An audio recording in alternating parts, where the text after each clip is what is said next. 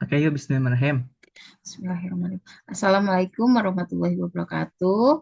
Kami dari kelompok 3.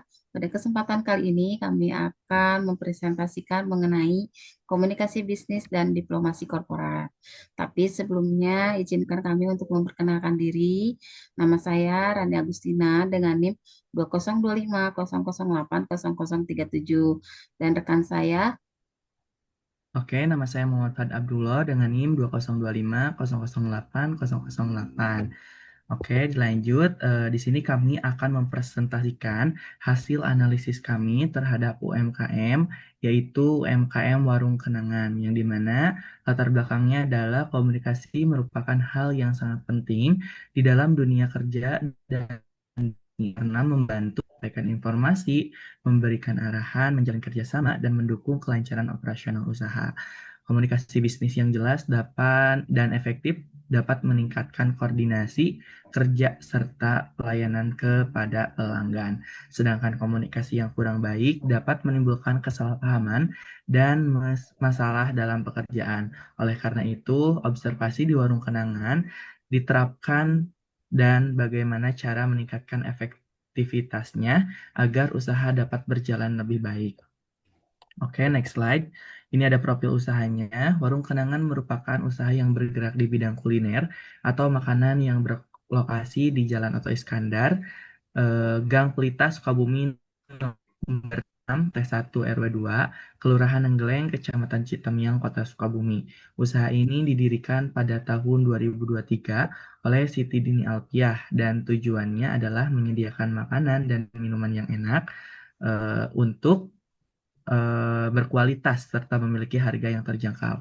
Awalnya usaha ini dijalankan dalam skala kecil dengan modal yang sederhana, namun seiring berjalannya waktu, usaha ini terus berkembang karena banyak diminati oleh pelanggan, terutama di kalangan pelajar. Kegiatan utamanya apa sih? Kegiatan utama Warung Kenangan ini adalah memproduksi dan menjual berbagai makanan ringan seperti citul, cireng, cibai, aneka gorengan, serta berbagai jenis minuman. Dari berbagai menu yang tersedia, citul menjadi menu yang paling favorit dan banyak digemari oleh siswa karena rasanya yang enak, porsinya yang pas, dan harganya yang murah.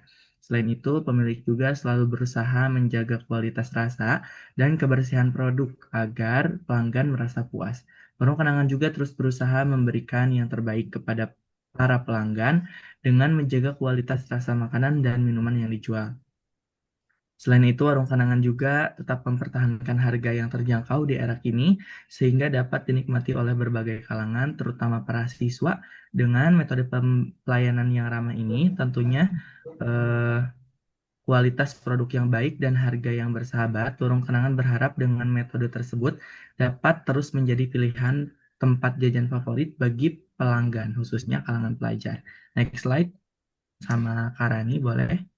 Oke, tujuan dari penelitian ini, kami ada 3 tujuan, yaitu yang pertama, untuk mengetahui bagaimana penerapan komunikasi bisnis yang dilakukan di Warung Kenanga dalam menjalankan kegiatan usaha sehari-hari. Kemudian yang kedua yaitu untuk mengetahui bentuk-bentuk komunikasi yang terjadi di Warung Kenangan, baik komunikasi antar pimpinan, pekerja, maupun komunikasi dengan pelanggan dan pemasok. Dan yang terakhir yaitu untuk menganalisis permasalahan komunikasi yang terjadi, serta memberikan rekomendasi perbaikan agar komunikasi di Warung Kenanga dapat berjalan lebih efektif dan mendukung kelancaran usaha. Oke, next slide.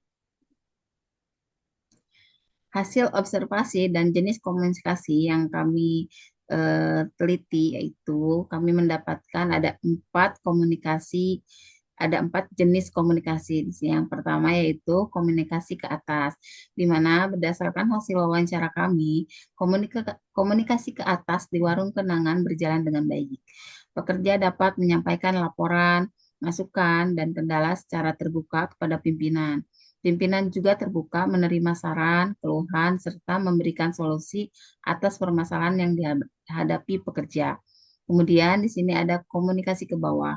Berdasarkan hasil wawancara, komunikasi ke bawah di Warung Kenangan berjalan dengan baik. Pimpinan memberikan arahan secara langsung agar mudah dipahami, serta memanfaatkan sosial media seperti WhatsApp, untuk menyampaikan informasi di luar jam kerja atau saat tidak berada di tempat usaha.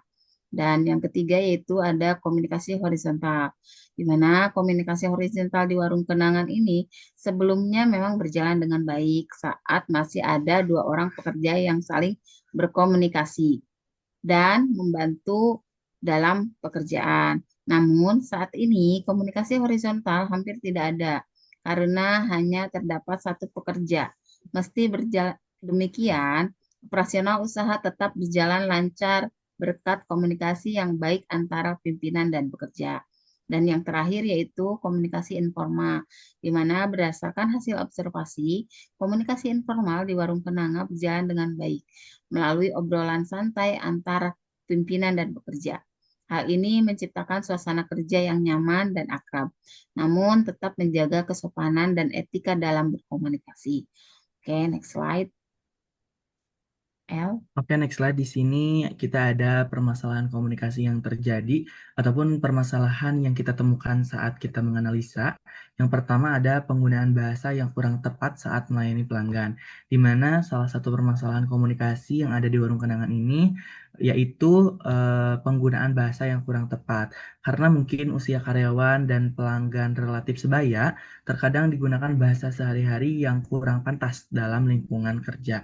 Meskipun tidak disengaja, hal tersebut dapat membuat pelanggan merasa kurang nyaman dan menimbulkan kesan yang kurang profesional.